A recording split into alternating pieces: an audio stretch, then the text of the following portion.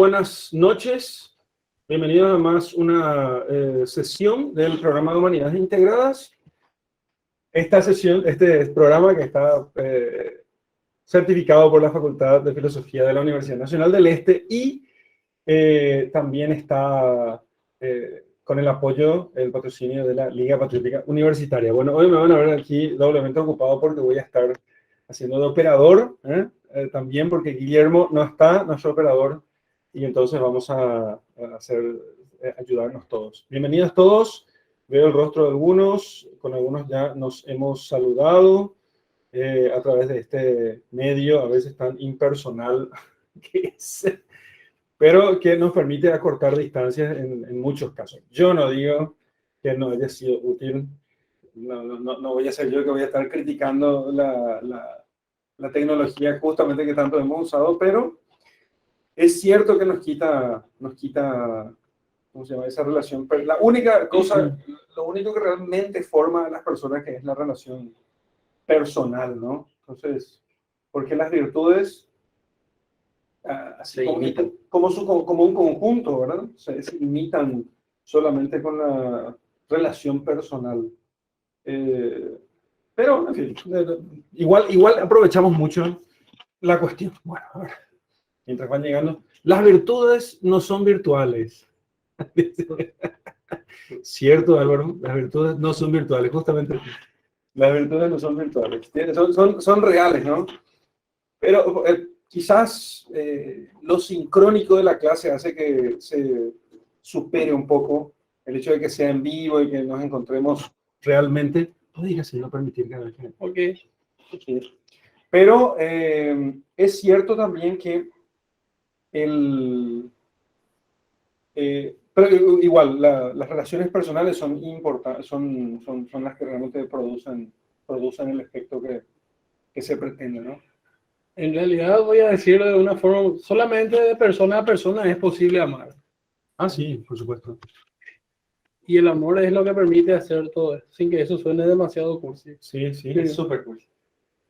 No es cursi. Yo tengo la culpa de las limitaciones de nuestro lenguaje. Si yo dijera eso, vos me dirías que iba a decir cursi. Sí, pero como yo lo dije, suena así muy bien. Eso es absolutamente tramposo, ¿eh? Es absolutamente tramposo.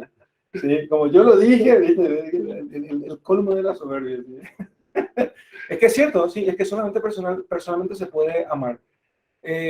Amar en todo su contexto, no significa que realmente no amemos a nuestros alumnos que están aquí presentes solo virtualmente, y para ellos nuestra preparación y el esfuerzo de nuestra pobreza para darles algo. Digamos que se darían las perfecciones. Las perfecciones. Sí.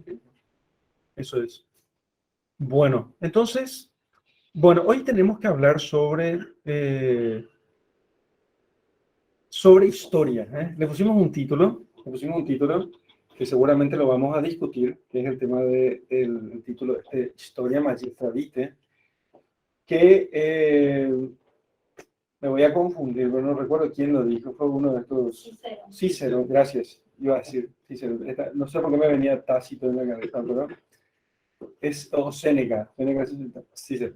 Entonces, que el Historia Magistra Vitae le pusimos como título de la sesión de hoy, y es para hablar justamente, después de haber hablado acerca del hombre, después de haber tratado acerca del hombre, entonces, esa capacidad o posibilidad que tiene el hombre de llevar, de dirigir su vida, de sobreponerse a sus limitaciones, de intentar orientar su existencia, no solo individual, sino también colectivamente. Entonces, eso es lo que nos hace pensar en la historia, nos hace pensar en la historia. En la historia como este doble sentido del término historia como narración de la historia, ¿sí? Como el texto, la construcción documental, y historia como la historia vivida, o sea, lo que ha sucedido propiamente, ¿no? Aquí este tema realmente la especialista es la hermana Claudia, así que nosotros vamos a hablar como Yo le voy a mirar a Claudia por si pone cara fea. Si pones cara fea, te prometo que voy a parar. Me vas a dar la palabra. Y le voy a decir, a ver, Claudia, qué barbaridad acabo de decir, ¿no? La hermana Claudia es la licenciada en historia. Historiadora, viste que queda, así como filósofo, a nosotros nos queda grande, ¿no? A cualquiera se le dice ingeniero. Filósofo lo que no se le puede decir. Entonces le dice a cualquiera, se gradúa primero. Viste, entonces nadie se gradúa de filósofo, ¿te das cuenta? Sí, sí, sí. Se gradúa de licenciado en filosofía y vos te gradúas de ingeniero. Sí. Para que veas nomás la diferencia de la categoría. Por supuesto que también esto tiene sus problemas, ¿verdad? Porque uno puede graduarse de cualquier cosa, definitivamente de cualquier cosa y no ser esa cosa, de médico, ingeniero también. Solo que, sí, digamos que el fin del arte hace que la profesión sea arropada o atrapada por el sujeto más fácilmente, ¿verdad? Uno puede ser un ingeniero en 3 años, difícilmente, o algo de esa profesión o de la contabilidad, Claro. pero la filosofía probablemente no harías nada en 3 años, todavía. Y sí, requiere un poco de madurez también. Moral, ¿no? Sí. Igual Y espiritual. El historiador también. El historiador también. Sí. Requiere virtudes. Requiere virtudes. La veracidad, requiere una cierta ascesis, fíjate vos. Porque si el historiador no es capaz de desprenderse de sus simpatías y aversiones, puede escribir cualquier cosa. O sea, en realidad, en general, cuanto más elevada sea la ciencia, más virtudes necesita. Como la teología, ¿no? La teología es la misma cosa. Más virtudes necesita. No se considera suficientemente en nuestros tiempos esa necesidad de la virtud para la ciencia. Parece que es una cuestión de conocimiento. Acá tengo el título, acá tengo el conocimiento de esto, pero se desconecta completamente de la virtud. De lo que es vivir, de lo que es vivir, diría. Sí, sí. No puede ser juez o estudiar bueno, abogados. Probablemente el abogado sea el caso más paradigmático, diría yo, en estos tiempos. Por lo menos en Paraguay, no sé. De la falta de virtudes. Sí, sí. Me parece, porque es el ejercicio del derecho. El derecho está ya en lo alto. Yo creo que solamente por debajo de la filosofía y la teología, en función de lo que es la profesión, ¿sí? Pero, sin embargo, el abogado es un tipo muy polémico, no sé, casi tenido como corrupto en cierto, por lo menos aquí en Paraguay es así, ¿verdad? Y también decía el profesor Néstor, decía, ¿verdad? Bueno, o serás lo que será, o que No, eso es en Paraguay. Sí. Serás lo que quieras hacer o serás abogado. No, eso en Argentina, creo que en Argentina. Serás lo que quieras Creo que en hacer, serás Argentina abogado. decían, serás lo que tengas que ser o serás abogado. O serás abogado. Serás lo que tengas que ser o serás abogado. Sí, creo que. Acá es contador, acá serás lo que tengas que ser o serás contador. Pero no existe esa frase. Nosotros dijimos eso de que había mucha gente que era. Bueno, pero entremos en la cuestión. A ver qué dice aquí David Marcelo. ¿Para qué sirve el conocimiento si lo desprendemos de la moral? Exacto. No. Sí, David, abogado, sí. No, yo no dije que. Creo que el planteo está. No es de qué sirve. Cuidado con la expresión, David, y todos aquí. ¿De qué sirve tal cosa si no tal cosa? Esa expresión solamente sirve, ¿saben qué? En el plano escatológico. ¿Sí? ¿De qué sirve? Porque esa expresión, ¿saben de dónde viene? ¿No? ¿De qué sirve ganar el mundo entero si pierdo mi alma? Ese es el plano escatológico. ¿Sí? Ese es el plano escatológico. Pero en el plano, digamos, de la vida corriente no sirve esa expresión. No puedo decir, ¿de qué sirve el conocimiento sin moral? Sirve de mucho, sirve para ganar plata, puedo hacer un montón de cosas. Puedo hacer, incluso puedo construir la represa de Itaipú, ¿entienden? O sea, lo que estamos diciendo es que la perfección del ejercicio de una ciencia, de ciertas ciencias, exige, de acuerdo con el nivel de las ciencias, virtudes morales que permitan un ejercicio completo de aquello. Como el caso de la historia, que vamos a hablar enseguida, ¿no? Eso es lo que yo dije. No es de qué sirve una cosa sino tal cosa. O sea, me parece, ¿de qué sirve esto? Porque si no, fíjense, eso se hace lo mismo, por ejemplo, en el tema de la... ¿De qué sirve el tipo irse a la misa si va a ser malo? De mucho. Bueno, es lo que iba a decir. ¿Entendés? ¿Verdad? ¿De qué sirve el tipo irse a la misa si va a ser malo? Menos mal que se va. No, pues iba a ser peor. Si no fuese, iba a ser peor. Sería peor. Sería peor.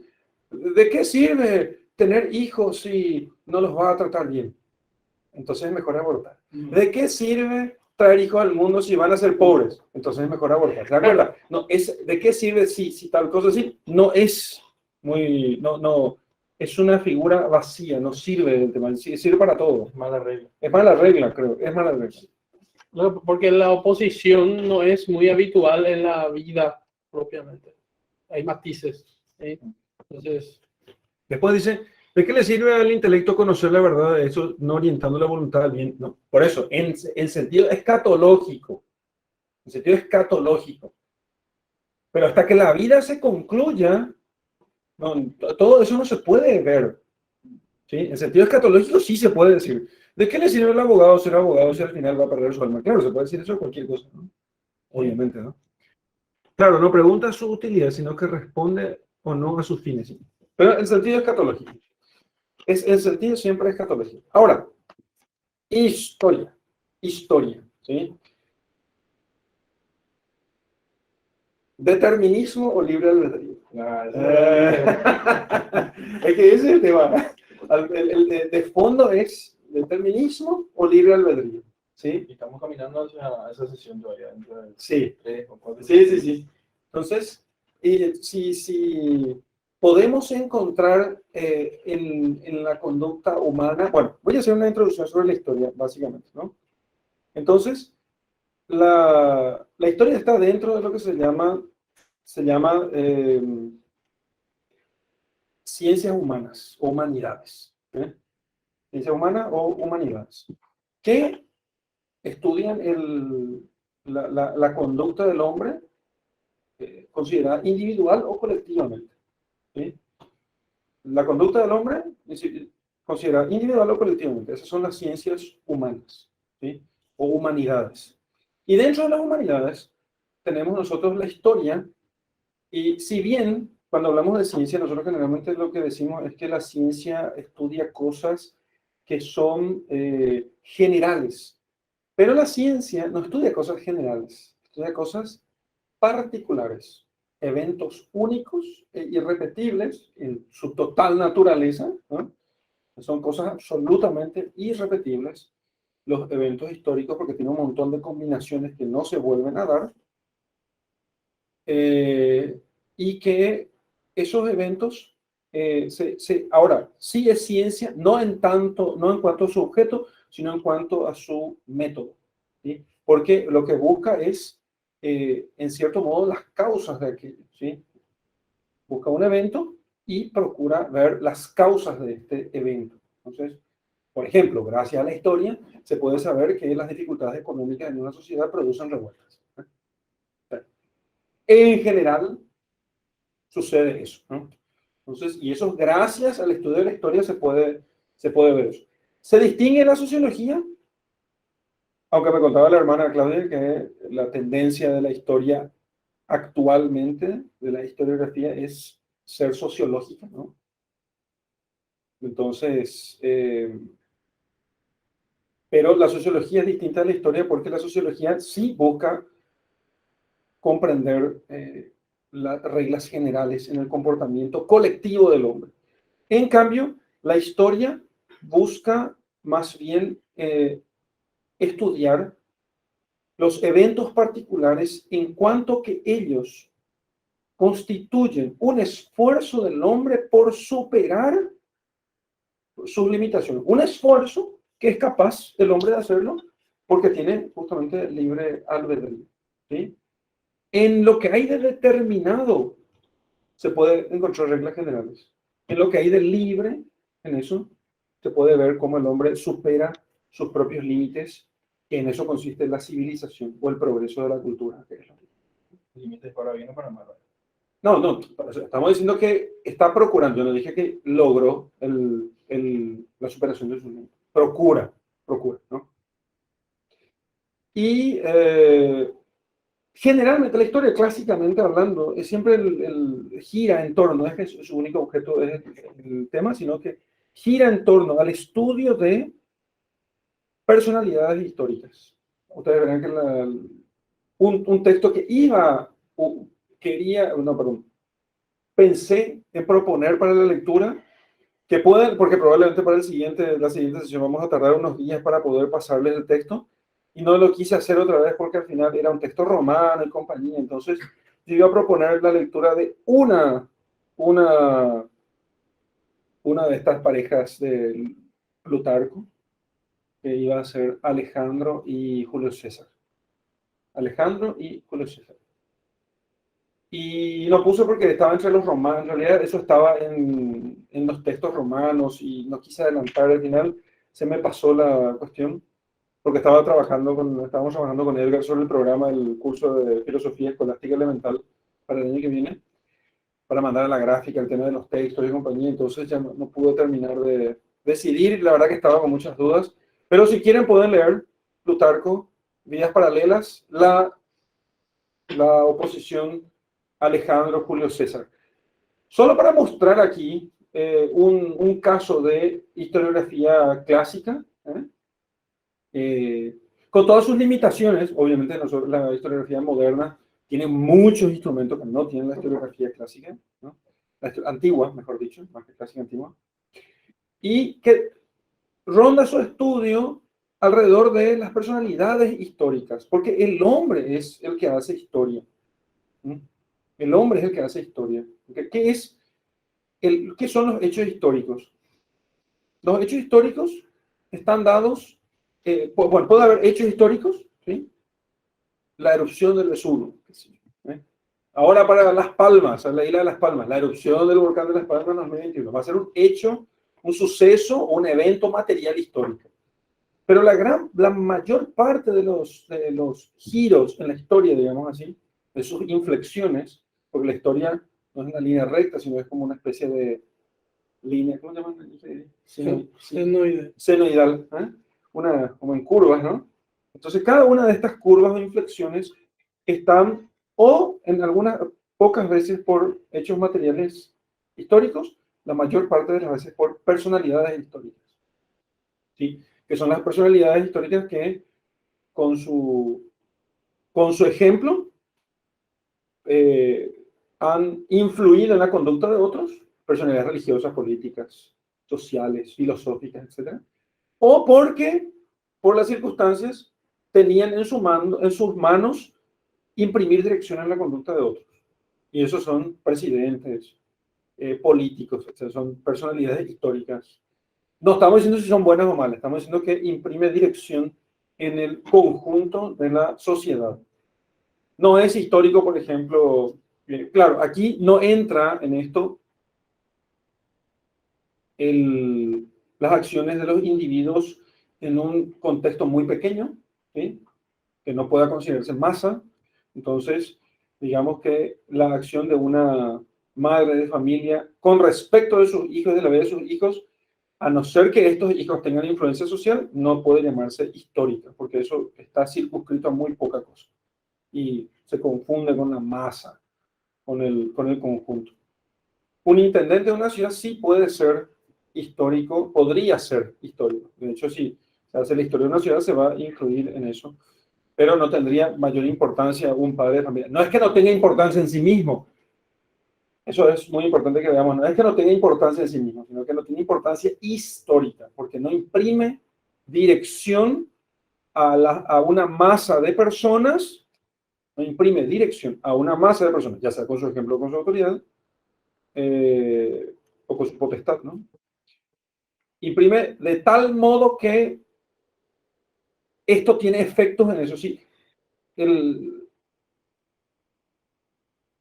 Aquí me viene a la mente ahora la idea del efecto mariposa, ¿no? No sé. Dice que el aletear de una mariposa es causa de, ¿cómo se llama? De un vendaval en otro. De un vendaval en el otro lado del planeta, o de un huracán, qué sé yo. Así es. Sí, pero eso no se puede probar. No se puede hacer ese tipo de... La línea causal.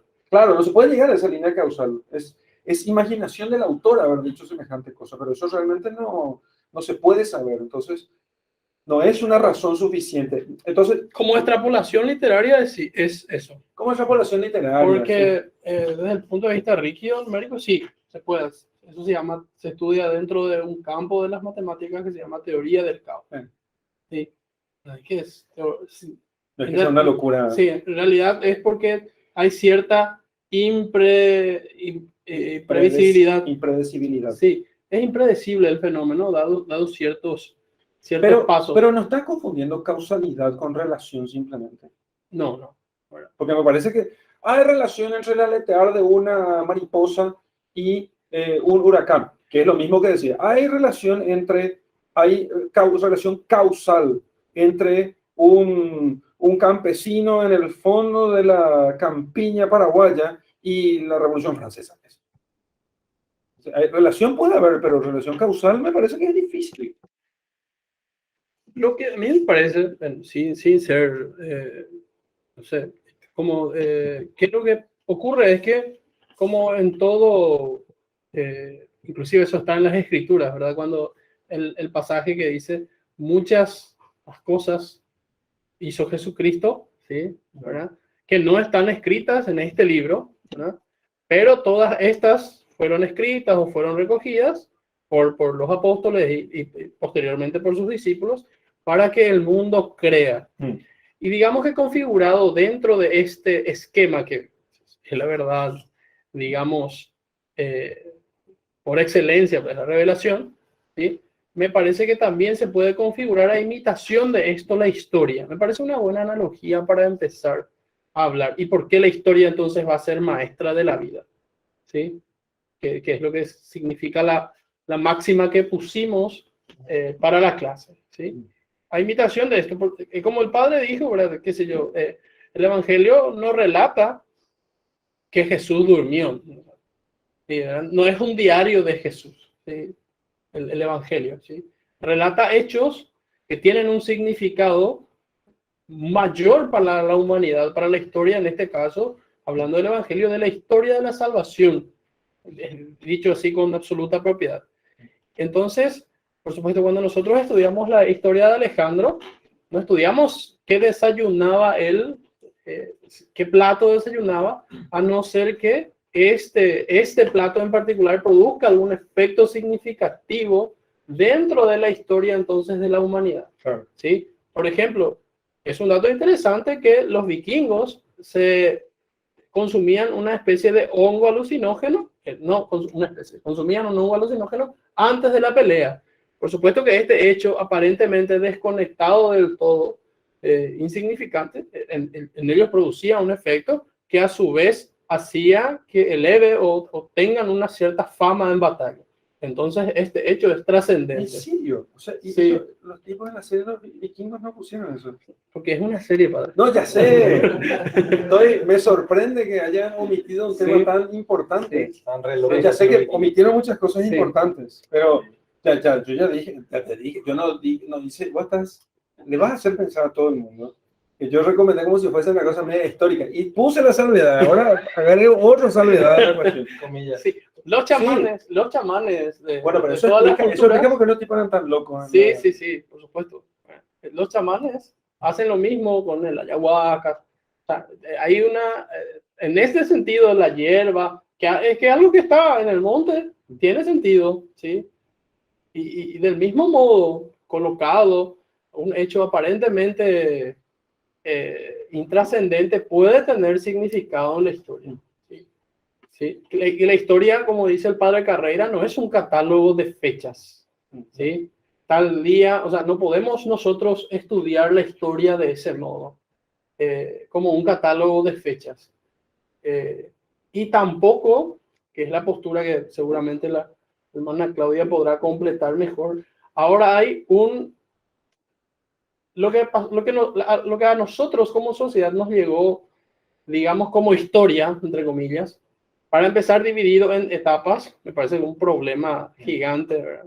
Dividido en edad antigua, media. ¿Tiene alguna ventaja? Probablemente. Pedagógica. Sí. como dice Lewis en Pero- La abolición del hombre, el hombre que escribió esto a lo mejor no tenía malas intenciones, pero el recorte, digamos, de la realidad o del pasado produce un efecto interesante, ¿sí? Entonces, cuando... Interesantemente negativo. sí, interesantemente nefasto, ¿sí? Entonces, el enciclopedismo produce eso, porque es allí donde, digamos, la sociedad en general empieza a, con la enciclopedia se empiezan a difundir máximas, ¿sí? Entonces, tenés la historia de Roma en 30 páginas, en 40 páginas, etcétera. Y uno empieza y hoy en día la formación colegial universitaria que nosotros tenemos es una versión muy, todo el mundo sabe, recortada Folleto. y anticlerical, antirreligiosa, que no es que sea un problema si eso efectivamente fue así, el problema es que es mentirosa. Entonces, cada vez más recortada la realidad. Nunca había ¿Sí? visto la relación entre el folletismo y la enciclopedia. A ver, Sí. ¿dijiste folleto? Sí, la formación de folletos es su formación enciclopédica. Yo recuerdo una discusión. Porque una enciclopedia no es más que la colección de folletos, ¿no? Porque son varios folletos. Artículos. Sí. Claro, son artículos, ¿no? Son folletos. Sí, yo recuerdo una discusión con dos historiadores, uno ya era historiador y otro era estudiante, y recuerdo una discusión con ellos cuando empezamos a hablar yo no era muy experto, pero solamente para graficar esto, de la independencia, o sea, del periodo de colonización, que también es un término súper Cargado. peyorativamente cargado ahora, ¿verdad? Pero de la evangelización de México. Entonces ellos hablaron que como 400 personas, 400 españoles, mataron a 6 millones de indios. 6 millones. O a Montezuma. Y entonces dijeron, empezaron a decir, bueno, pero ellos pensaban que los caballos eran demonios. Entonces, bueno, ¿y qué pasaba? Veían el caballo y se morían del susto, ¿verdad? Ese era mi contraargumento, ¿verdad? Me divertí muchísimo. Después me dijeron, no, lo que pasa es que los historiadores dicen que los españoles tiraron algo en el río, entonces los aborígenes bebieron de ese río y murieron todos, 6 millones. Así, solo un río para 6 millones de... Entonces, para un millón sigue siendo... Me parece que 1000 personas que mueran así es absolutamente improbable. Y Turralde dice que en América entera existían solamente 13 millones de indígenas. Y 1 millón eran todos. Claro, 13 millones, Bueno, total. Porque claro, no vivían mucho tiempo, apenas 30 años. No, Era poca gente. lo que pasa es que obviamente aquí nosotros estamos hablando de fuentes que inflan los números. Igual, inflar los números es justamente el problema que yo les manifesté, ¿verdad? ¿Cómo 400 personas matan a 6 millones? 1 millón ya no era un problema, 6, se multiplica por 6 el problema. Entonces, ocurre eso, y ocurrió y sigue ocurriendo en los colegios y en las universidades, donde sin ningún tipo de rigor vamos a eso. Y ocurren cosas peores. Historiadores como Plutarco, Heródoto, ya son tenidos como poco serios, a veces como legendarios. Se les pasó de un golpe al bando de los literatos, ¿sí? Es un tipo que escribió. Porque nosotros no somos capaces de comprender la belleza poética de sus escritos. Es mi opinión, ¿sí? Entonces, aquí en Paraguay tenemos un autor que es Efraín Cardoso, es hermano, ¿no? No. Lo que está hablando de Oleari. Perdón, Oleari, Juan sí. Juan Oleari. Que el tipo escribía una maravilla para los historiadores paraguayos, por ejemplo. Sus escritos carecen de seriedad porque obviamente mezcla la poesía o la prosa, es muy bella, con hechos históricos. Entonces, para que algo sea real, tiene que ser tosco, escueto y cuadrado, más o menos. Entonces, son problemas que van surgiendo en el estudio de la historia, que no es un catálogo de fechas, sino que, como dije al principio, digamos que son las anotaciones de los sabios o de los eruditos de la época, de hechos, ¿sí? Y que eso es muy importante que sea de la época, ¿sí? De hechos que tienen relevancia para la historia de la civilización. Y yo señalé varios problemas. El problema del enciclopedismo, que no se combate eso, ¿verdad? Ahora hay una corriente y nosotros tenemos varios amigos historiadores, escritores que están en lo que ellos denominan, bueno, no sé si revisionismo histórico. En realidad es una corriente el revisionismo histórico. Y todo el mundo empieza a hacer eso. Entonces empieza a mirar la figura de Alejandro Magno y empiezan a mirarlo desde una perspectiva más sociológica. Entonces, no, pero este pensó esto, Un anacronismo sí. increíble. Y empieza a ocurrir esto. Sin embargo, también hay otros historiadores que se dan el trabajo, justamente como Cristian Iturralde o el padre Javier, que se dan el trabajo de estudiar y de, digamos, combatir eso. Obviamente en menor proporción, me parece, pero que sirve un poco para que justamente podamos entender eso. Por supuesto, el padre Sáenz, ¿sí?, que en la academia, digamos, y que yo me acuso de eso, cuando el padre Miguel tenía una colección de las naves y las tempestades en su casa, yo miré los libros y le dije, mira, pero estos libros no tienen nota de pie de página. Él era así, Sí. academicista, así, súper Yo insoportable. también buscaba las notas Entonces, y decía, ¿dónde dijo esto Voltaire? ¿Y dónde está? Quería Claro, buscar. ¿dónde están las notas de pie de página? Decía, bueno, está, le dije, bueno, es un trabajo de divulgación, pero eso no quita seriedad. Por supuesto, después cuando uno descubre cómo fueron escritas las naves y las tempestades, uno entiende por qué no tienen notas de pie de página, porque en realidad era un siglo de conferencias y tiene un valor mucho más, inclusive elevado en ese sentido, ¿verdad? Y bueno, ¿entiendes? Bueno, sí, podés usar, tal vez no para defenderte en la academia, pero podés aprender historia de verdad de la colección del padre Sáenz. Me parece que en ese tema, no es que esté mal la colección de datos fríos, ¿sí? Me parece que la colección de datos fríos es un elemento importante porque el historiador tiene, digamos, hay tres fases en el trabajo del historiador, ¿sí? Una es la invención de los datos, el descubrimiento de los datos, arqueológicos, documentales, se sirve un montón de ciencias auxiliares, la numismática, la papirografía, o qué sé yo, cómo se llama esto.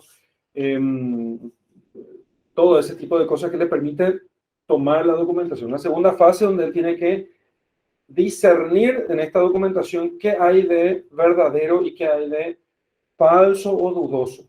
Y una tercera fase donde se escribe la historia, ¿no?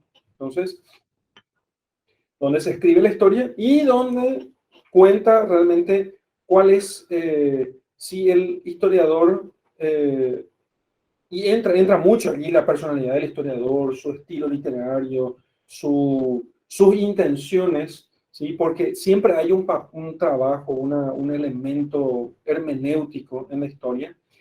Y sobre todo, me parece que el principal tema es que el historiador está dentro de la historia. O sea, no es un observador como pretende, y me parece que es el pecado capital de los historiadores modernos, de la academia. Sí, porque ellos dicen algo y hacen otra cosa. No.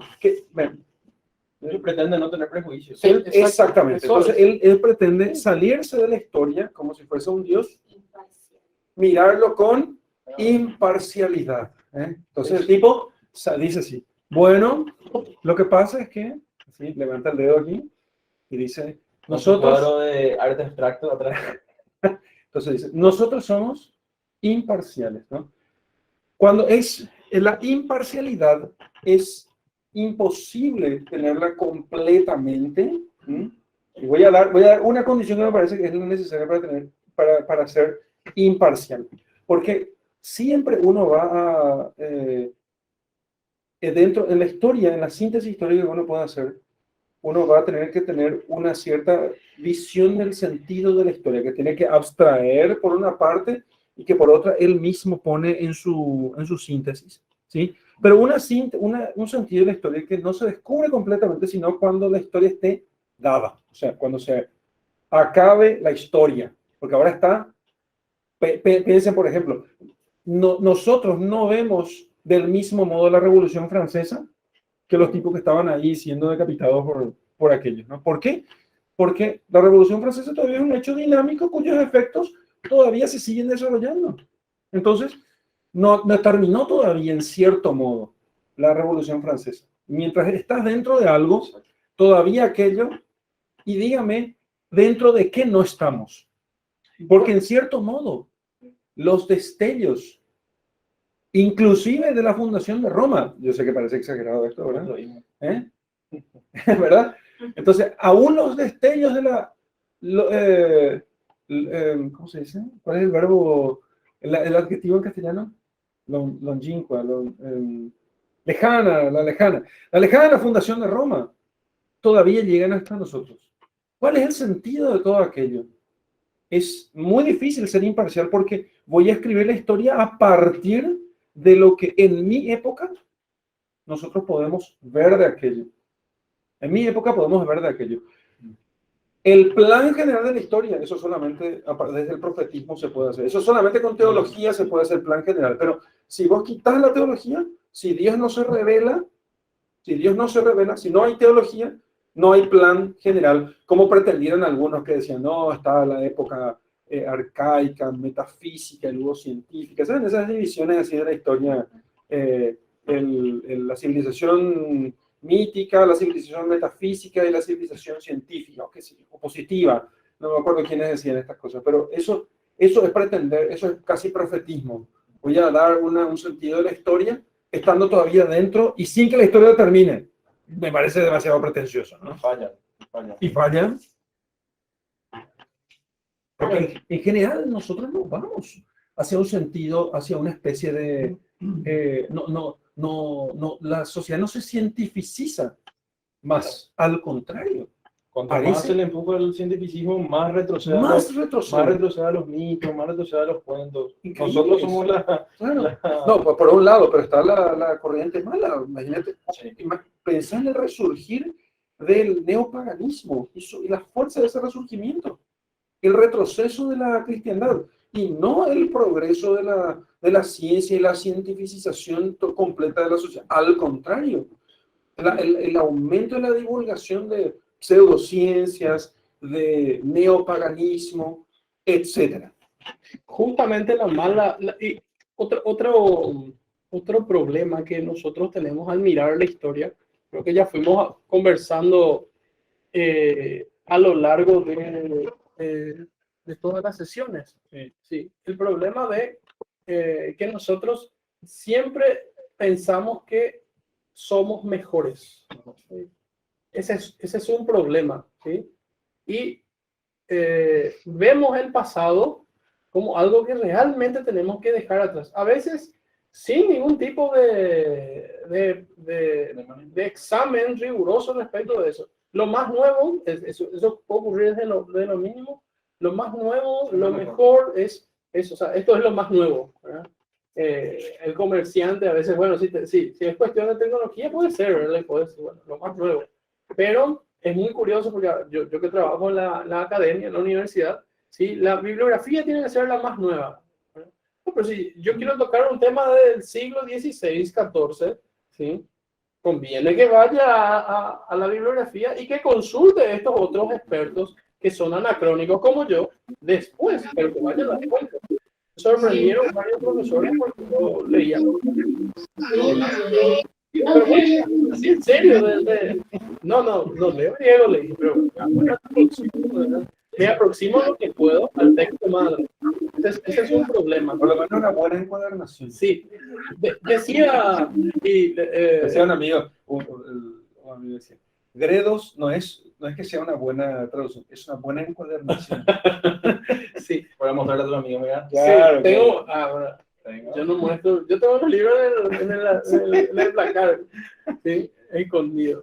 Bien, comentaba, bueno, entonces, que en la carta 15 de Lewis, otra vez, él habla del pasado, del presente y del futuro, ¿sí? La carta 15 de Cartas de un Diablo a su sobrino, entonces le escribe, y yo creo que alguna vez ya comenté esto, que Lewis pone en boca de Escrutopo, ¿sí? Que Escrutopo sería la traducción del nombre del demonio, del tío, para nosotros en español, ¿sí? Pone en su boca el hecho de que yo al pasado tengo gratitud, ¿sí? Siempre al pasado tengo gratitud. En el presente yo amo, ¿sí? Soy capaz de amar. Y en el futuro yo coloco todas mis ilusiones, mis vicios, mis placeres, ¿sí? Porque el futuro es incierto, el futuro estrictamente no existe, ¿sí? Entonces, el problema, y de hecho la historia, por eso el padre Sáenz va a decir, ¿qué hay que enseñar en la escuela o en los colegios? Bueno, hay que enseñar lenguas y historia, ¿sí? Porque además está esta máxima que nadie entiende a veces, que todo pueblo que no conoce su historia está condenado a repetirla, ¿sí? Es un clásico. ¿Sí? Pero, ¿por qué está Tiene condenado? relación con esto de Sí, la historia es maestra de la vida. Sí, pero ¿por qué está condenado a repetirla? Justamente tiene esta pequeña carta, la carta número 15 del libro Cartas te da la clave para entender eso. Porque él dice, el pasado está petrificado, ¿sí? El pasado ya no se mueve. En ese sentido, el pasado es lo más parecido a la eternidad que yo tengo, ¿sí? Lo más parecido. Y de él yo obtengo gratitud, ¿sí? Yo le tengo gratitud al pasado, ¿sí? Al hombre. Entonces, si yo miro el pasado de forma peyorativa, de forma despectiva, miro al pasado, miro a mis antepasados con desprecio, ¿sí? Por sobre los hombros, con superioridad, no voy a tener gratitud. Al contrario, voy a querer superar, voy a querer ser lo opuesto a eso, voy a querer alejarme de esto, ¿sí?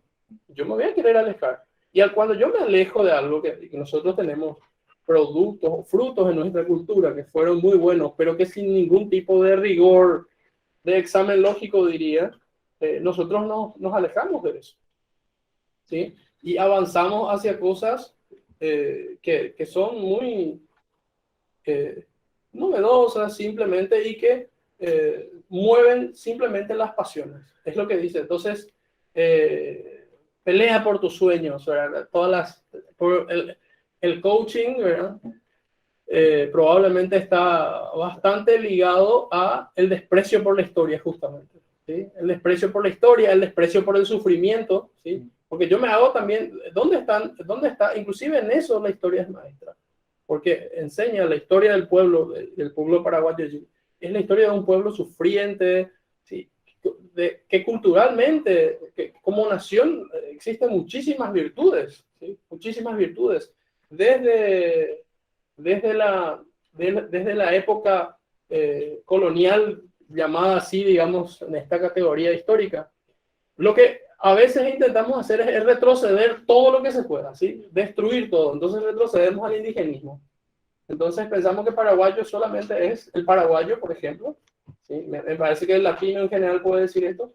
El paraguayo es aquel aborigen que estuvo aquí siempre, más o menos, que estaba siempre en el neolítico. Entonces queremos retroceder como Paleolítico. Sí. Entonces, no neolítico. Neolítico es muy avanzado para lo que eran los... Entonces, queremos retroceder allí y pensamos, no, entonces las tierras son de ellos, pero mentira, nadie quiere devolver la tierra a los... Además, ellos qué van a hacer de eso, no tienen ningún valor para ellos, las tierras. Lo que trajo la cultura, lo que trajo el evangelio, la cultura española o los portugueses, fue todos los que vinieron a esta tierra a traer la buena noticia, es muy superior. Este hombre, Francisco de Vitoria, puede ser. Francisco de Vitoria fue el teólogo jurista Sí. de la Escuela de Que Salamanca. escribe la defensa de derecho de gente. Sí, derecho de gente. Sí, ¿verdad? Sí, sí. Suárez, propiamente, Suárez. ¿Suárez es el qué? Es el que propiamente desarrolló la teoría de que los tienen que recibir el bautismo y lo demás. Okay. Después, Pero son como los primeros, digamos, inclusive dentro de la historia, los primeros que defienden los derechos humanos. ¿Qué hacen los expertos? Borran eso. Esto no está en ningún libro sobre la historia de los derechos humanos. que se quiere eliminar un problema también de la historia, así como están hablando, se quiere eliminar a toda costa la acción de la providencia, la intervención divina dentro de la historia. Entonces, la evangelización de América y otros acontecimientos históricos importantes se se saca de la intervención divina, No se siempre. separa. Sí, Y sí, entonces ahí es donde no se entiende la historia. sobre esa parte de No, pero eso que la vos ONU, estás diciendo, la ONU, eso, por ejemplo. espera. Esto que vos estás diciendo, ¿escuchan los alumnos lo que dijo la hermana Claudia? ¿Escucharon? Sí, se escuchó. Bueno, entonces, eso que vos decís, No muy bien. no muy bien, Sí, la hermana dijo que, digamos, El la objetivo- academia histórica hoy en día lo que quiere hacer es borrar, de hecho, no, me parece que ya lo viene haciendo sistemáticamente, borrar todo rasgo de intervención divina en la historia. ¿Y eso por qué? Porque la historia tiene que ser determinista. La acción divina Sí. no puede ser Bueno, No entonces, puede, entonces así no se entiende una Santa Juana de Arco. claro, claro, bueno, No se entonces, puede entender. lo que sin pasa eso. es que eso que vos estás diciendo solamente desde el profetismo puede tener sentido. ¿Sí? O sea, eso es una filosofía de la historia, ¿entendés? Para que vea el conjunto total de la historia. Claro. El sentido de la historia, que es una pretensión mucho más Modesta. que es distinto que el plan de la historia. El plan de la historia es una cosa, el sentido de la historia es otra. Entonces, el sentido de la historia sí se puede ver y se puede vislumbrar, ¿sí? La providencia de, evidentemente, toda esta desconstrucción de la historia siempre es en plan ateo, ¿no? Siempre es tiene el sustrato de eso es ateo. Dios no actúa en la historia, Dios no quiere el bien de los hombres. Entonces, ¿qué me queda? Positivismo puro. Lo cual hace imposible también la historia, porque aún, y aquí quiero empezar a responder un poco las preguntas de algunos. Por ejemplo, Lilia Martínez preguntó hace rato una pregunta: ¿por qué se ataca tanto la historia hasta querer destruirla y enterrarla, siendo que por medio de la historia sabemos nuestra identidad? Bueno, entonces, Es que el hombre moderno es un hombre sin identidad. No, pero desconectado del pasado. hay una parte filosófica fundamental aquí, que es el tema de que la persona, al primar el criterio positivista de la ciencia, la historia no puede dar razones de sí de sus mismo. instrumentos y de sí mismo, porque, Porque no puede probar el objeto de su estudio, ¿entendés? Porque no puede probar las intenciones tampoco. Tampoco puede probar las Y intenciones. ahí se convierte en lo que dice el padre Carrera, que en paz descanse, en un catálogo de fechas. Exactamente. ¿Sí? Y se convierte en y la historia no es un catálogo de fechas, son acciones humanas que tienen intenciones humanas, ¿verdad? Y lo que produjo el positivismo, que en realidad también es producto de del cartesianismo filosófico o del método científico, justamente, que parte la realidad y luego, entonces, esas particiones de observar, medir, controlar y compañía, que son partes del método científico, no las vuelve a integrar en una visión. Entonces, la historia, y en ese sentido, ninguna ciencia puede dar razón de sí misma, no solamente la historia, ¿sí? Ninguna ciencia. Creo que hay dos formas de ver la historia, y me parece que estoy pensando ahora. Hay dos modos de ver la historia. Uno puede decir la historia de un modo y la historia de otro modo, y son excluyentes, completamente distintas. Una es todo traslucida de esperanza, la otra es todo traslucida o oscurecida por la desesperanza. En una visión de la historia, Dios existe y ama a los hombres y quiere su bien eterno. Y en el otro sentido, claro, San Agustín fue el primero que escribió una historia universal. Sí, y en otra, porque tiene la visión profética, y en la otra historia, en cambio, Dios no existe, y si existe, no se preocupa de los hombres. Entonces, claro, no me queda de otra en esta segunda visión oscura, desesperanzada, que siempre encontrar malas intenciones y pensar que todos los hombres son malos. Si son buenos, en realidad no son buenos, sino que son malos. Y si son malos es porque realmente, si el mal existe, obvio, o ergo, Dios no existe, ¿no? La próxima sesión. Sigo en las preguntas. El finado es intendente de Atenas, podría cobrar cierta relevancia al haber organizado la ciudad y contribuir a formar una... Sí, me parece... Sí, no. Estaba preguntando sobre si el caso del ex intendente de Atre. ¿Conoces el caso? No. ¿Cómo se llamaba el ex intendente de Atre? Una de Patria Querida era. Se llamaba. No me acuerdo. Fue un tipo que, bueno, esa gente habla de su ex intendente fallecido ya ahora. Una pena. Los buenos se van y los malos nos quedamos. Entonces, y este hombre, claro, lo que hizo fue organizar un pequeño pueblito de tamaño humano, como es Atera, no como nuestras ciudades monstruosas, y logró que la gente mantenga limpia la ciudad y lo tenga como un proyecto personal de cada uno, ¿no? Entonces, sí, me parece que por su acción doble, no solamente con su ejemplo, sino porque era intendente, va a incluirse en como histórico, ¿no? Persona histórica. La narración secular de la historia no es la misma que narra la iglesia, la cual hoy día es escasamente conocida, ¿cierto? Bueno, esta es la distinción que acabo de hacer, ¿no? Que es ensayada mía, pero acá me dice la hermana Claudia que a San Agustín me copió. Hay que aclarar que los aztecas no desayunaban con sus vecinos, desayunaban a sus vecinos. ¿Sí? También quería comentar algo Sí. después de los comentarios, lo de antes, ahora se eliminó antes de Cristo. Ya no se usa más la historiografía, ahora se usa antes, antes de los tiempos presentes.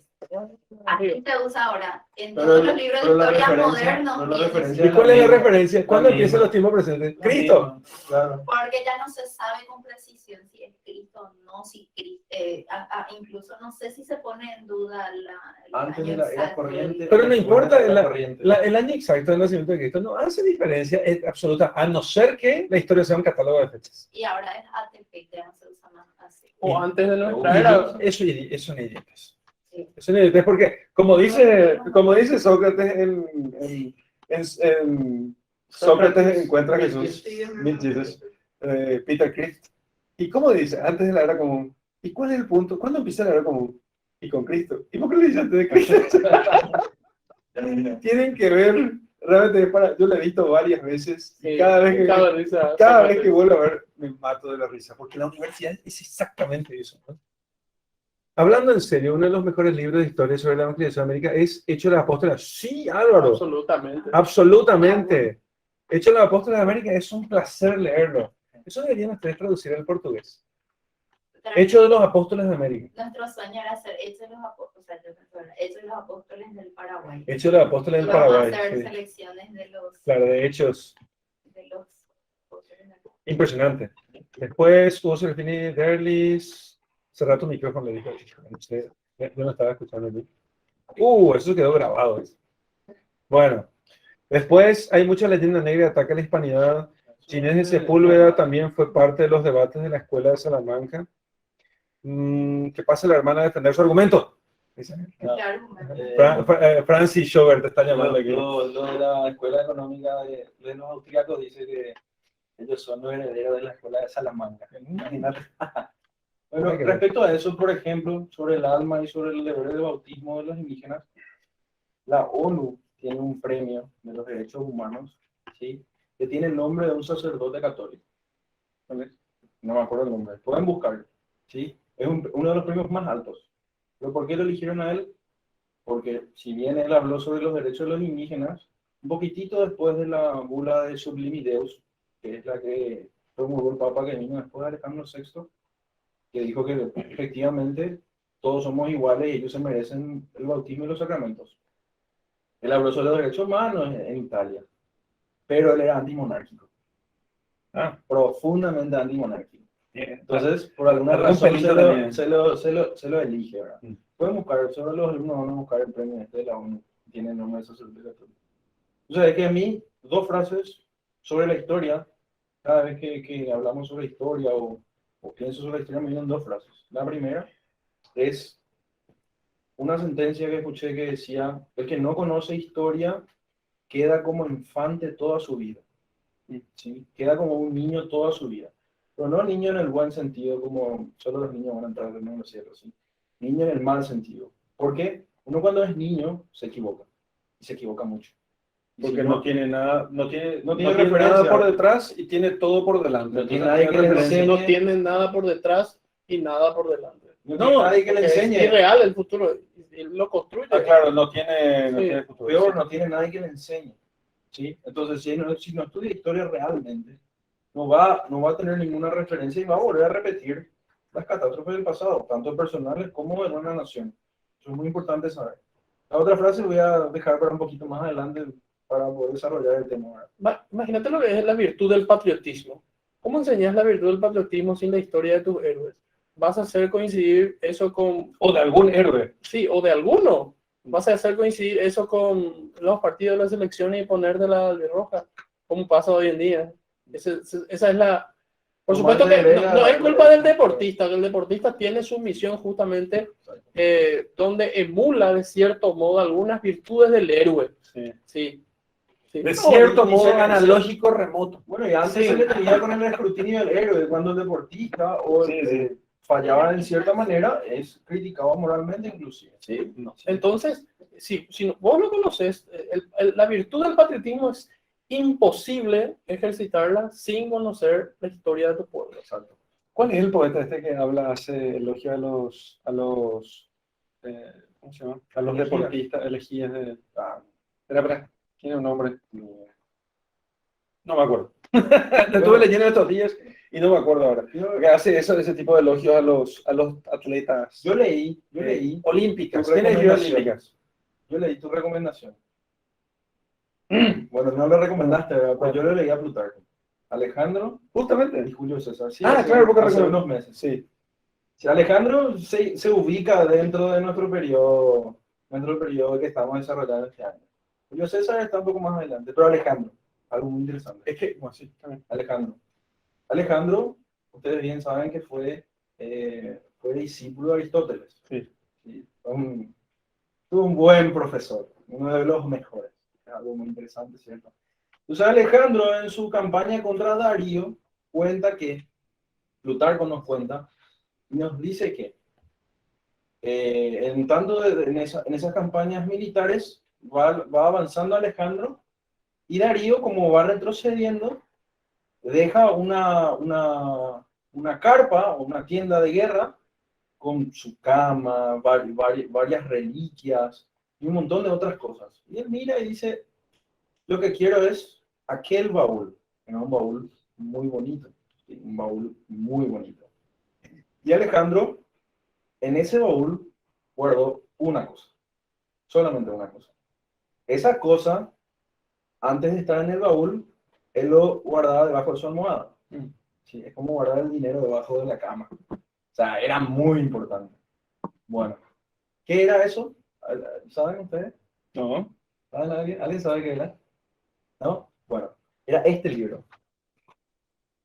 Era la Ilíada de Homero. ¿En serio? Pero, Así, para el decreto. no. ¿Sabe qué editorial era? Era la editorial de Aristóteles. Era Ah, sí, en su escuela tenía una... La Ilíada con los comentarios de Aristóteles al texto. Ahora está perdido en el tiempo. ¿Sí? No, solo en el tiempo. Está perdido. Está perdido. Está Está perdido. perdido en los anales de la historia realmente. Entonces, ¿por qué él tenía esta historia? Porque era muy importante, tanto moralmente y también formaba parte de su legado. Ahora, Homero contó esta historia de una manera, ¿sí? Nos contó de forma poética, épica, generalmente, ¿sí? Y nos contó con muchos giros, de una manera bien entretenida, ¿sí? Pero hay otras personas también que nos cuentan esta historia. Y comienza con este otro autor, Heródoto, ¿sí? Heródoto, al que se le llama el padre de la historia. Entonces, se nos presentan las dos maneras en las cuales el hombre cuenta su historia. Puede contar el hecho que ocurre de una manera seca, con ángulos de 90 grados, yo le llamo, ¿sí? O puede contar, como una narrativa, como algo bien así, bien suave al toque, como una pelotita de felpa. Entonces, Heródoto, llamado el padre de la historia, dice, en el primer libro de su primer volumen, dice el objetivo de sus escritos, ¿sí? Y yo creo que, bien, voy a leerlo ahora, son los primeros 5 versos. él guarda de forma muy, muy interesante y hacen los siguientes historiadores, Tucídides, Livy, hacen, en el futuro hacen lo mismo y los historiadores de hoy ya no lo hacen, infelizmente. Establecen los primeros 5 versos qué es lo que quiere contar y por qué lo hace. ¿Sí? Y Heródoto nos cuenta efectivamente... ¿No te parece que eso lo hacen en la introducción? ¿Vas a escuchar y vas a decir que... Sí, no, claro que voy a escuchar. claro. Estoy obligado a hacerlo, no puedo evitarlo. Sí. Pero como él lo hizo primero, llamado el padre de la historia, muchos lo copiaron y bueno, ya se olvidaron de él. Entonces, en el premio de su primer volumen, en su primer libro, él dice lo siguiente. Esta es la exposición del resultado de las investigaciones de Heródoto de Halicarnaso, para evitar que, con el tiempo, los hechos humanos queden en el olvido y que las notables y singulares empresas realizadas respectivamente por griegos y bárbaros, y en especial el motivo de su mutuo enfrentamiento, quede sin realce. Sin realce, sí. Entonces, acá, por ejemplo, hay varias traducciones que dicen, esta es la exposición del resultado de los cuentos de Heródoto de Halicarnaso, por ejemplo. Pero esta traducción está correcta porque dice investigaciones. ¿Sí? Entonces, él es el padre de la historia porque él comienza con las investigaciones de las cosas. Él dice, por ejemplo, fui a hablar con los persas y los persas dijeron esto. Ellos dicen que los fenicios fueron los que iniciaron el conflicto. Y dicen, no, los griegos dicen que el conflicto inició de esta manera. Entonces, él no meramente está relatando un cuento, sino que está dando interpretación a los hechos. ¿Sí? Efectivamente, hay elementos objetivos y subjetivos en su relato, como lo hace todo historiador, porque no, si no sería una cronología, ¿verdad? Y no sería ni agradable de leer, ni bonito de que te lean, como lo es Heródoto. Bien, y aquí hay algo muy interesante. ¿Cuál es la diferencia entre estudiar el catálogo de fechas, como lo hacemos nosotros, como lo hace todo hombre moderno, ¿sí? O estudiar o lo que hacía Homero, o lo que hacía, perdón, Alejandro, que nos cuenta Plutarco, que hacía Alejandro con la Ilíada de Homero, ¿sí? Es justamente la visión de la historia, ¿sí? Si yo, porque si no el historiador es como una especie de súper chismoso que trasciende el tiempo simplemente, ¿sí? Es como, perdón el ejemplo, pero mujeres que se reúnen a contar, pero además son inmortales más o menos, ¿sí? ¿Sí?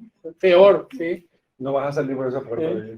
¿Sí? Bueno, No, pero... serás arrojado por la ventana. Sí, ¿por qué? Porque el sentido de contar una historia es justamente eso que dijimos al principio, que tenga relevancia, no solamente en la historia de la civilización, sino en la historia, que tenga eco en la historia particular. ¿Sí?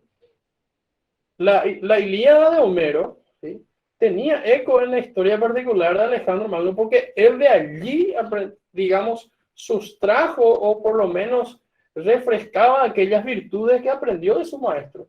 ¿Sí? Y los libros de historia tienen que hacer ese trabajo. Entonces, por eso vos tenés gente que pasa al movimiento de la literatura. Y la historia tiene un profundo sentido artístico también. Y ese sentido artístico está ligado justamente a comunicarnos algo.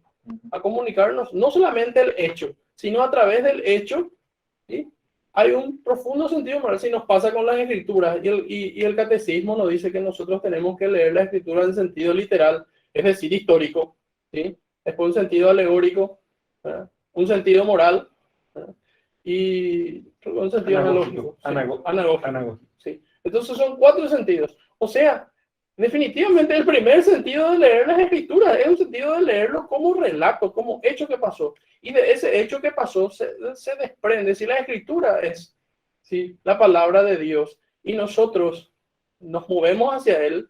Es decir, que todas nuestras acciones también de cierto modo reflejan esto, ¿sí? Y con esto. Entonces, obviamente es difícil para nosotros leer a Heródoto o a Plutarco, porque tanto su lenguaje como las virtudes que comunican no significan nada para nosotros hoy en día. Y nos alejamos de aquello que dice el profesor J.R. Tolkien, que nosotros contamos historias porque Dios es un contador de historias. Nos alejamos de eso, ¿sí? Nos alejamos porque las historias no significan nada para nosotros, ¿sí? Y por eso podemos apreciar un escritor que nos venda simplemente emociones o los famosos escritores pop que existen ahora, que hay montones, ¿sí? Y vos desprecias algo que te da un profundo sentido, además de historia moral. Leer a Shakespeare, de cierto modo, también es leer historia. Uno empieza a entender la obra a partir de allí. Empieza a entender el contexto. Si uno lee El Mercader de Venecia y no logra conectar, no entiende por qué la sociedad veía así a los judíos. Bueno, uno investiga y empieza a conectar. Y esa historia además te transmite algo. Creo que, estoy de acuerdo con lo que decís. Me gustaría me parece que haría falta simplemente ordenar nomás algunas relaciones. Que es la historia la que te permite en realidad comprender el texto de Shakespeare. Claro. ¿Sí? No al revés. ¿Sí? Aunque A sí. mí me parece que hay una relación, como diría, como el electromagnetismo y la electricidad. No hay origen ni sumidero. Que se auto... ¿No hay origen ni? Sumidero. ¿Sí? Entonces se autoalimenta. Es una, como dicen en informática, bidireccional. También podría Bucle. ser. Sí. Sí, una cosa bidireccional. Una cosa alimenta a la otra. Puede ser. Por supuesto. Pero otra cuestión.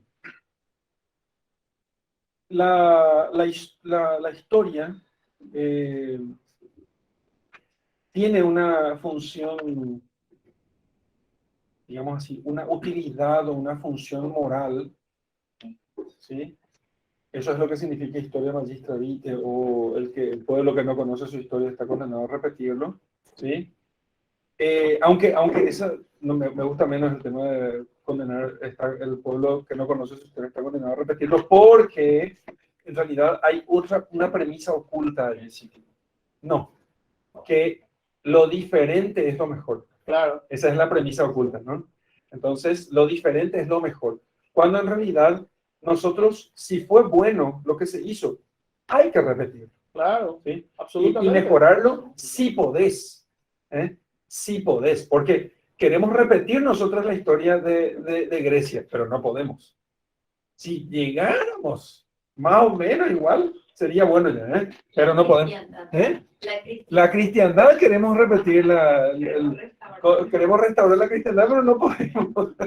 Entonces, si hacemos algo medio lejano, sí, que vamos a estar contentos. Mejorarlo, si queréis que decir. ¿Cómo vamos a restaurar la cristiandad si los monjes sabían las escrituras de memoria, sabían las artes liberales? Nosotros, dos salmos, a lo mejor, uno sabe de memoria. Nosotros. Era complicado, ¿verdad? No, como cultura, claro, la vida monástica, cristiana. exactamente, la vida monástica tenía gran preponderancia. Sí.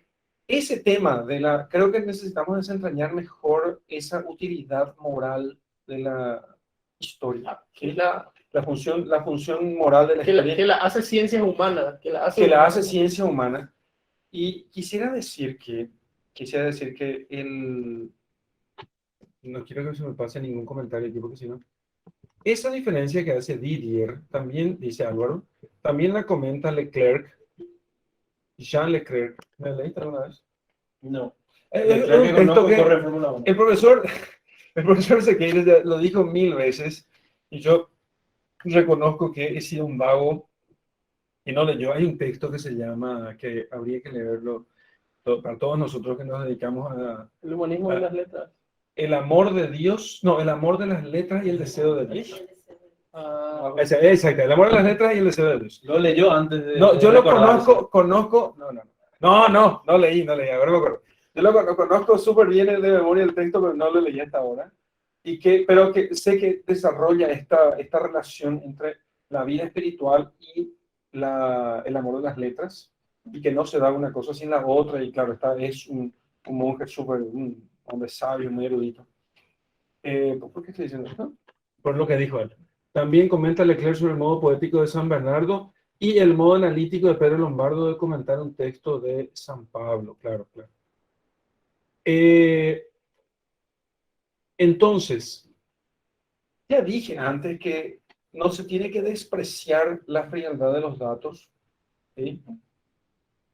Ahora, la poesía no viene de simple ornamentación literaria. Claro, exacto. Importante, ese tema es muy importante, porque si no, vamos a decir, por ejemplo, de Oleari, yo sé que todos los que critican a Oleari dicen, no, que Oleari no sé, me encanta porque aquello tiene sabor a la Ilíada, sabor a Homero tiene, la obra de Oleari tiene sabor a Homero. Como la historia de la gesta. Sí, sí, sí, si vos lees eso, decís, acá tiene Homero.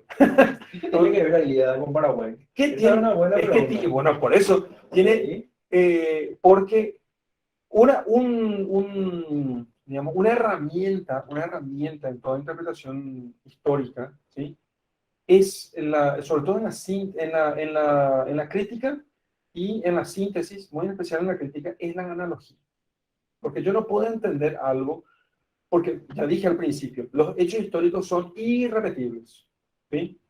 Pero yo puedo entender algo por vía de analogía. Entonces veo un evento, ¿sí? Y entonces digo, bueno, aquí en este evento tuvo estas características ambientales, circunstanciales, las personas, estos fueron las causas próximas y remotas, ¿eh? Los sucesos y hechos fueron esto más o menos. Entonces, yo puedo decir, bueno, ok, entonces analógicamente yo puedo aplicar aquello a esto que hoy tengo, ¿no? Y por eso es tan importante Monseñor Livieres, un detalle de su vida. Monseñor Livieres le encantaba leer biografías. Le encantaba leer biografías. Y yo conocí mucha gente Notable. muy culta, ¿eh? Que le gustaba leer biografías. Después de eso yo comencé a leer algunas biografías. Y claro, yo como chico de parroquia leía biografías de santos y efectivamente tenía ese efecto. En el caso de él y otra gente culta, además leían uno empieza con las biografías de santos, ¿no? Los niños empiezan con las biografías de santos y compañía. Y porque eso le ayuda a ubicar que aquellas cosas poéticamente narradas en los cuentos de hadas se encarnan en cosas concretas en los santos y en los héroes, ¿no? Y, por ejemplo, Olivier comentaba siempre la biografía de Churchill, la autobiografía de Churchill, ¿eh? Entonces, que después de haber visto yo compañía y con estas películas, había logrado encajar algunos elementos, ¿no? Y entonces, ese carácter moral de la historia me parece que solamente es posible en cuanto que la relación analógica es posible, ¿sí? Y en tanto que siempre los pequeños somos nosotros, ¿eh? Porque los grandes ya tienen su biografía, los grandes, para bien o para mal, ya tienen su historia completada. Nosotros no tenemos nuestra historia completada. Nosotros somos seres todavía en construcción, hasta el último suspiro. Voy a decir la palabra, en devenir. Pero sí, Sí, pero es que no me gusta tanto la palabra, pero sí, ya sé, pero es el devenir, estamos en devenir, sí, es medio, por algunos herejes, he usado mucho el tema, ¿no? No te gusta difusión, no te gusta devenir. No me gusta evolución, No, evolución. la evolución la tengo como maldita. Sí. Entonces, El devenir y además con muy remota posibilidad de, digamos, vencer el tiempo, puta. sí, Hacerse inmortal. pero es, bueno, entonces, no, a ver, ¿cómo? Pucha, todas las palabras me parecen malas. Desarrollo no es, devenir no es, en vía, eso es en la metodología. Somos seres en vía. Nuestra vía todavía no terminó, o sea, nuestra biografía todavía no está cerrada. La seguimos escribiendo con cada lección que vamos haciendo. ¿Cuáles son nuestras posibilidades? Nuestras posibilidades son, en cierto modo, infinitas. Pero, no, en cierto modo son infinitas. Pero eso es terrible, porque entre infinitas posibilidades, las malas posibilidades son también infinitas. ¿Entienden? Y las buenas, no son unas, son pocas. No, pero no sabés cuáles son. Entonces, y no tenés dos oportunidades. No tenés muchas y no tenés dos. Tenés una sola. Entonces, al lado de la biografía, de la literatura, que nosotros ya hemos muchas veces acerca del cuento, de la fábula, del mito, hemos hablado sobre como expresiones de las posibilidades humanas.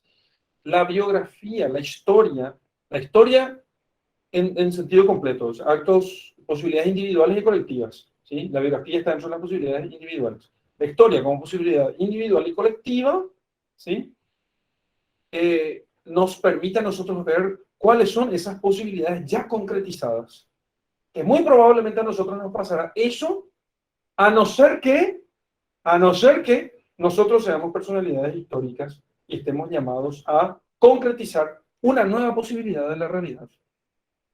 Y en eso quiero hacer una pregunta. Decilo, Por por favor. ejemplo, una vez a Gabriel García Moreno le dijo un amigo peruano, vos que conoces tanto la historia de tu país, ¿por qué no la escribís? Y le dijeron, no, mejor que escribirla es hacerla. Bueno, porque Los hombres, y ahí mi pregunta. decimos primera Ay, llamada de la personalidad, según y eso es la lo que teoría de quiero hablar, porque saber. es personalidad histórica. El tipo Ah. está queriendo saber, quiere saber hasta dónde él es capaz de hacer historia, de ser personalidad histórica. O sea, de imprimir una dirección en las masas, en una cierta masa. Napoleón fue así, muchos santos fueron así, en cierto modo, ¿sí? Entonces, ellos no es que quieran saber, sino que ellos están llamados a imprimir una dirección, ¿sí? Sienten en su ser eso. Pero si alguien, por ejemplo, no está llamado a eso, pero quiere hacerlo, se puede forzar o digamos que es algo de la providencia. Yo no creo en ese tema de querer el poder. No creo, yo no creo. Si Dios no te llamó si Dios no te llamó a tener personalidad histórica, ¿sí? No vas a poder. Yo agregaría, lo que pasa es que probablemente ensayo esto, ¿verdad? Lo que ocurre y todo lo que diga aquí que sea anatema, ¿verdad? Si no es correcto. Encontré una frase para decir, cuando voy a opinar sobre cosas que no sé, digo así, muy bien, habló el ignorante. Algo así. Algo así, Okay. Cierro, ¿verdad? Porque si no, ahorita que... ¿Cómo uno sabe cómo uno puede saber si va a ser influyente? Influencia, va a ser personalidad histórica. No, influencer no. No, bueno, eso es ser influyente, ¿verdad? No, pero no son personalidades históricas. Porque cuando vos estás vivo, en cuanto vivo, vos influís en el presente. Luego eso se petrifica y se produce la historia. ¿Sí? ¿Cómo sabes? Por lo menos, hay señales, ¿verdad? Que uno va viendo. ¿Verdad? Uno va haciendo cosas, digamos que las realidades se van, porque produce este modo, ¿verdad? Van encajando las piezas y uno es como que va por una pendiente hacia arriba, en franco ascenso. Porque si no, yo puedo ver todos los libros y puedo tener yo puedo tener la formación de un general de élite, ¿sí? Y no tener el carácter, no tener ciertos elementos. Que no se den las circunstancias. Sí, que no se den las circunstancias. De hecho, los soldados... Puede nunca haber una guerra. Exacto. Puede que nunca me asciendan. Exacto. No, sí, puede que no tenga éxito simplemente. Uno puede llegar a general, ¿verdad? Y tener la mejor preparación militar, ¿verdad? Llegar a retiro, pasar una carrera brillante desde el punto de vista militar, pero no ser un héroe. Porque no se presentaron las posibilidades, etcétera. Uno puede ser... probablemente para un político eso sea, entre comillas, más sencillo, porque digamos que la guerra del político... ¿Pero tenés que prepararte o no para esa posibilidad? Sí, claro que sí. Yo creo que uno puede prepararse. Sí, claro que sí. Pero que se den las circunstancias, eso es otra cosa. O sea, yo creo que hay mucha gente, yo conozco a mucha gente que se prepara eventualmente para ser llamados, pero puede que nunca se dispare la... De hecho, acá muchos se preparan para eso, ¿no? Pero puede que nunca se dispare la salida para ser una personalidad histórica. Es como prepararse para ofrendarse a Dios, decirle, bueno, construye mi personalidad lo máximo posible, ¿sí? Para que Dios use de mí lo que quiera. Si me quiere mandar al exilio y al anonimato, acepto. Pero si no, y me quiere llevar a una vida pública que imprima dirección en las masas hacia el bien, por supuesto, también estoy listo. Yo creo que todos nosotros, y el objetivo del programa Humanidad es fundamentalmente despertar esa cuestión y decirle a todos, ¿saben qué? Tenemos que prepararnos. Hay que entrenar, hay que correr todos los días. Sí. Hay que prepararse para... Sí, no. ¿Puedes repetir, padre, de lo teoría de Olavo, porque muchos no habrán entendido. Es de la camada de la personalidad, porque dijiste Sí.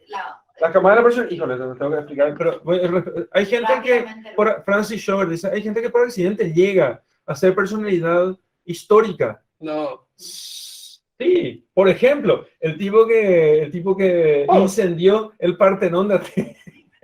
No. El Partenón de Atenas, o un templo importante, él incendió con el único objetivo de pasar a la historia. Claro.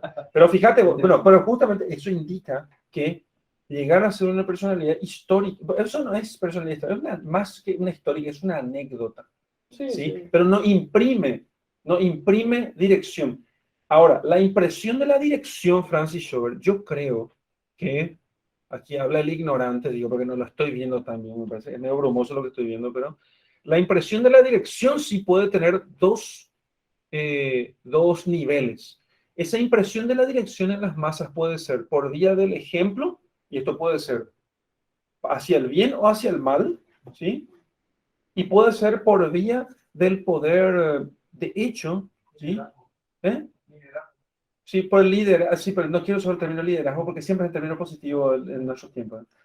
Por el gobierno, y ese gobierno vos lo dirigís hacia el bien o hacia el mal, ¿sí? O no lo dirigís. O no lo dirigís, pero el hecho de que vos tengas gobierno, un tipo llega a presidente, pim, un inútil total, un tipo que no sirve para nada, no decide, Pero nació en la familia real el tipo. Tuvo la fortuna de que su madre... Claro, entonces, pero él imprime, sin quererlo, imprime dirección a las masas por el lugar en el que está. ¿Entendés? Sí. Entonces, no, eso, me parece que Francis, esas son las distinciones que podíamos hacer. Por accidente, si alguien llega, ¿cuáles son las causas de llegar a imprimir dirección? Ahí sí que ya es totalmente oscuro, no sé. Pero me parece que es justamente eso. Por accidente naciste en la familia real, te educaron y vos sos un total inepto, ¿verdad? Justo. Sí, pero no es, o sea, no es, me parece que es complicado resolver el tema. Me parece que es complicado. ¿Sabes por qué? Porque hay que entender lo que significa accidente. Sí, por eso. Como esta serie que me dijiste, Survivor, no me acuerdo. Designated Survivor. Sí, ese sí parece ser un accidente, pero demasiado catastrófico. Claro, es en Designated Survivor el tipo llega a ser, en Estados Unidos parece, yo no estoy seguro de que sea así. ¿Ya contar? Sí, se la de contar. Bueno, en los Estados Unidos hay una asamblea entre los tres poderes, ¿verdad? Que se llama The Address to the Union, la Unión. Entonces, como están todos los legisladores... El informe de la Unión, sí. Como están todos los legisladores y el presidente presente... Más gente está. Más gente. Toda la primera plana del gobierno de Estados Unidos está presente. Exactamente. Entonces, se aparta al azar a un legislador o a un ministro o a otras personas, se los aparta, dos, se los aparta, y ellos no van a la Address to the Union. Ellos solo lo ven por TV en un lugar seguro. Entonces en esta serie pasa lo que parece ser lo que dice Francis, es que pasa un accidente, entre comillas, muchas comillas. Para mí es una mala serie, no la vean. Bueno, ok. Ocurre que en la Unión explota una bomba y se mueren todas las personas del gobierno, y el ministro de la Generalitat queda como presidente. Sí. Ahí parece ser que establece este tema del accidente, pero demasiado alejado. No lo veo, como que parece ser que la gente busca el poder por el poder y no por accidente, no que se le imponen más ya el poder de esa manera. Eso es un ejemplo que me parece, pero es muy complicado. El príncipe Carlos se preparó toda la vida y con más de 70 años sigue esperando. Ni Dios ni su mamá quisieron. Bueno, eso es el ejemplo de un tipo que está a la puerta. Creo que nos va a costar hacer muchas distinciones aquí acerca de las posibilidades accidentales o esenciales para llegar a ser una personalidad histórica y que realmente podamos hablar. Pero lo que sí sabemos es que existen lo que se llaman los hechos históricos, que son eventos materiales. Puso un ejemplo así como la explosión del Vesubio, ¿no? El terremoto, el gran tsunami de Portugal, que fue un desastre, con terremoto, tsunami, incendio, la pobre gente, el Día de Todos los Santos, Lisboa. 1870 creo que fue más o menos, algo así. Esto es un Y desastre. fue un desastre, fue un desastre. La gente casi perdió la fe. Y después están las personalidades históricas, que son los que imprimen dirección de forma, ya sea por su ejemplo, como causa ejemplar, o por el gobierno que les toca, ¿sí? Puede ser que lleguen ahí accidentalmente porque se prepararon, ya es otro tema, pero por el gobierno que les toca, ¿sí? Aquí en el caso de Siguiente Survivor, el tipo llega por accidente, pero después imprime dirección en su gobierno. Primero bien y en la segunda temporada mal, ¿eh? Entonces, fue un desastre, ¿no? Porque todo lo que toca Netflix es un desastre, ¿no? Entonces, primera temporada imprime bien, segunda temporada mal. Sí, pues la primera temporada parecía muy conservador y la segunda temporada se hizo demócrata, una cosa así de loco, ¿no? Entonces, esa es la idea. Pero hacemos esa distinción. Bien. Bueno, yo creo que agotamos, pero si se les ocurre algo más. A mí me parece sumamente interesante esa pregunta que hice hace rato, que es, ¿qué tiene que ver la Ilíada con Paraguay, Espera un poquito. por ejemplo? Espera. Aquí, creo que en ese contexto dije, bueno, hay una cosa que me parece que yo no respondí. ¿Sí? Bueno, Que el, el académico cientificista de estos tiempos piensa que la poesía es mera retórica irreal, ¿cierto? Por eso desprecia, por ejemplo, los textos de, no es tan exacto, esa es la expresión, Juan Eoleari en sus descripciones de la Guerra Grande en Paraguay. No es tan exacto, ¿eh? Entonces, eso es porque exactitud para ellos significa desprovisión total de belleza y de profundidad simbólica. Entonces, ¿cómo? Emiliano Fernández. Entonces, Emiliano Fernández describe la realidad con términos poéticos, ¿sí? Entonces, Y absolutamente gráfico. y absolutamente gráfico, muchas analogías, ¿entendés? Entonces, ¿todo eso es real o no? Yo alguna vez le explicaba sobre el tema de géneros literarios bíblicos, le decía a la gente, mira, hay dos formas de decir una misma cosa. Yo puedo decir, se abrió la puerta y entró una mosca, un mosquito, y me picó, ¿sí? O puedo decir, abiertos los límites que me separan del mundo exterior, entra aquellos seres diminutos que me quitan algo de la vida. ¿Entendés? O sea, puedo decir eso y estoy diciendo exactamente la misma cosa, ¿sí? Pero, claro, pésimo poeta, por supuesto, ¿no? Gracias por el elogio.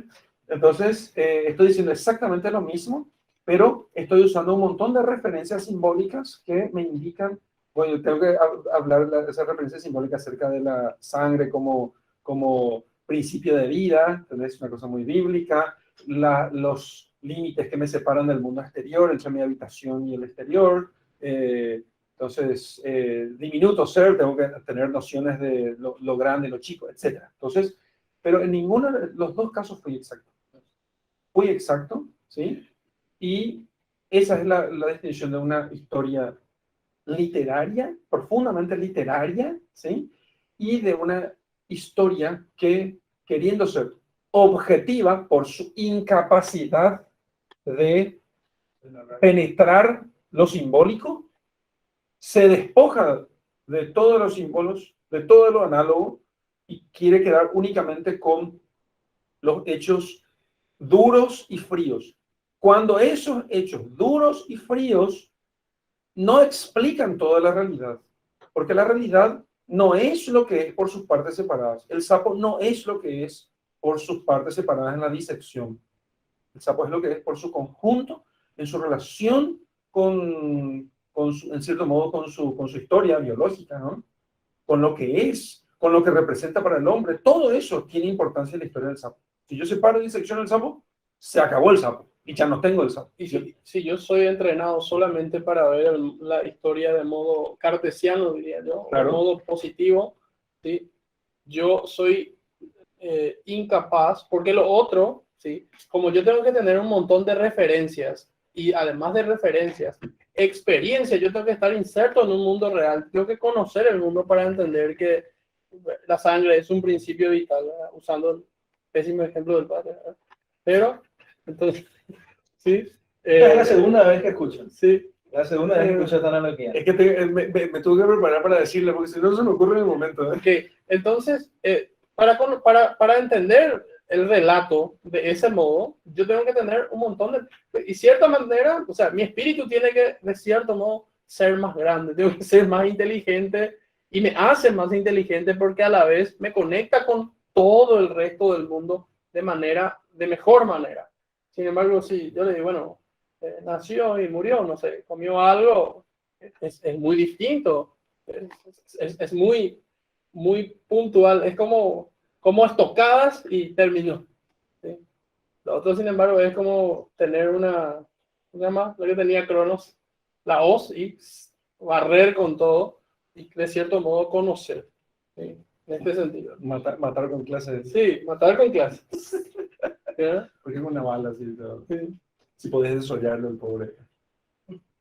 En este sentido me parece que justamente la poesía o la poesía dentro de la historia o dentro de los relatos históricos es muy útil y además es la que hace humana a la historia. Si no es un catálogo de fechas, están ahí frías y es muy más difícil aprender eso, inclusive para dar frutos en la propia academia. En la propia academia, si alguien te cuenta algo de historia realmente y con cierta belleza, es muy probable que lo recuerdes porque se imprime en tu alma. Pero no digas solamente belleza, ¿entendés? Sí.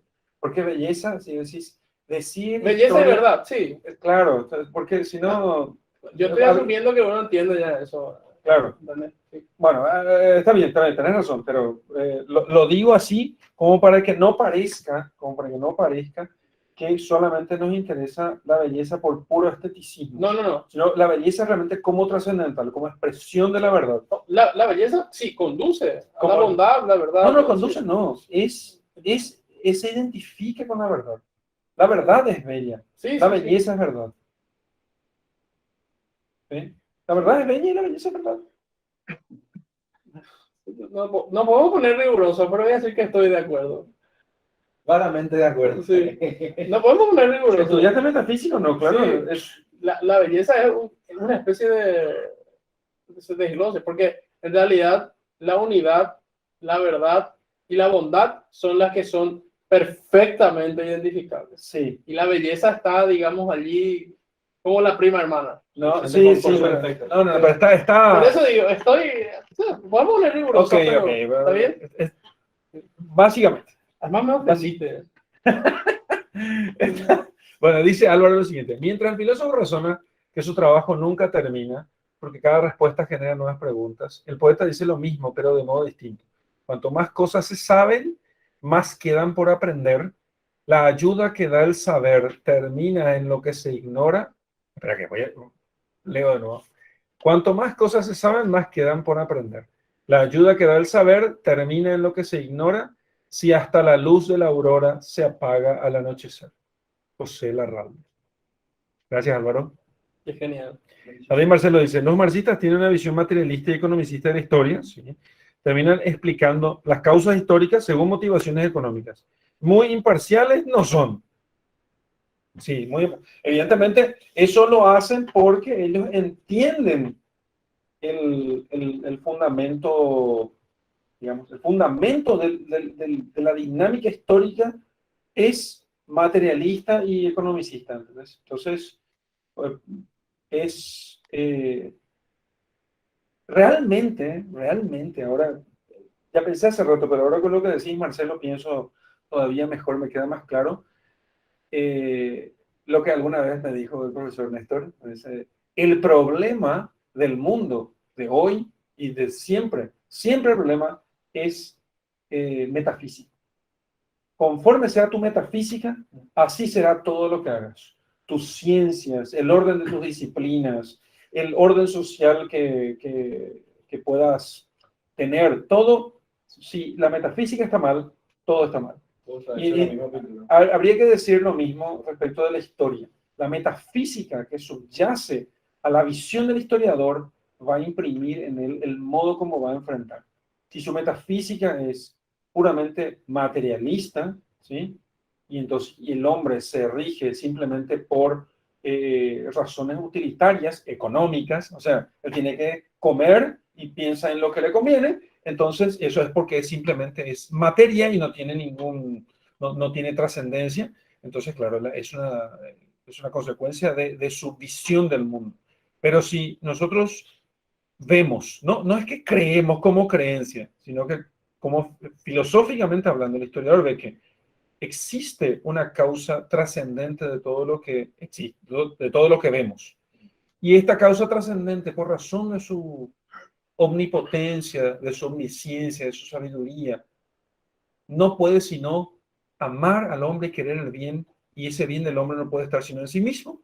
Entonces, esa distinción, esas dos visiones de la historia, una visión de la historia donde existe Dios y una visión de la historia donde no existe Dios.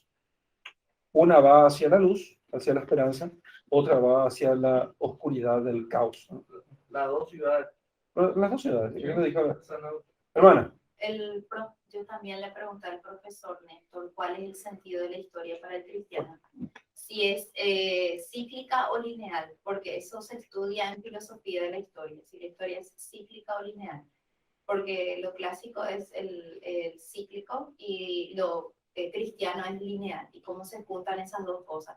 Y él me respondió diciendo que para el cristiano, en cierto sentido, es lineal en cuanto que tuvo un comienzo que es el Génesis y va a tener un final que es el Apocalipsis. Bien, Pero es cíclica en cuanto a la liturgia, porque durante todo el año nosotros vamos recordando todos los misterios de la vida de Cristo que tienen trascendencia en la historia del hombre. Y por eso me parece que es mejor decir que es como una espiral. Como decía, la historia no se repite, pero rima. ¿Cierto? Rima. La historia no se repite, pero rima. No se repite, pero rima. Está buena esa. Entonces, Sí. no respondiste todavía a mi pregunta. ¿Cuál fue? ¿Y cómo la Ilíada se conecta con Paraguay? Bueno, porque, espera, ¿vos me querés hacer un examen o querés saber lo que yo opino? Quiero que me des la palabra. Es lo mismo ahora mismo. Ah, ¿querés que te dé la palabra? Claro. Tenés la palabra. ¿Qué tiene que Es ver algo la que yo- Ilíada es algo con que yo- es algo que yo siempre me con la guerra de la pregunté. Libre Alianza? Sí, ¿por qué? ¿Por qué yo voy a leer algo que está tan alejado en el tiempo? ¿Por qué voy a buscar a Aquiles, a Héctor? ¿Por qué lo voy a leer? ¿Qué tiene que ver eso conmigo y con Paraguay? ¿Verdad? O sea, necesitaba una motivación para poder leerlo, un librazo de este tamaño. Entonces, me fui al Límino paraguayo y vi que tenía algunas referencias y yo dije, no, entonces tengo que estudiarlas. ¿Por qué están estos? Y es lo que nosotros estamos haciendo este año. Ya vimos parte del Génesis, ¿sí? El comienzo de los comienzos. También estuvimos estudiando un poco la Ilíada, que cuenta la historia de los aqueos y los troyanos, cómo estos se enfrentan, cómo los troyanos perecen y los aqueos se van y se fortalecen y crean las grandes ciudades griegas. Por eso, en el podcast que habíamos escuchado una vez decía que la historia realmente se divide en dos comienzos, o los vencedores o los vencidos. ¿Sí?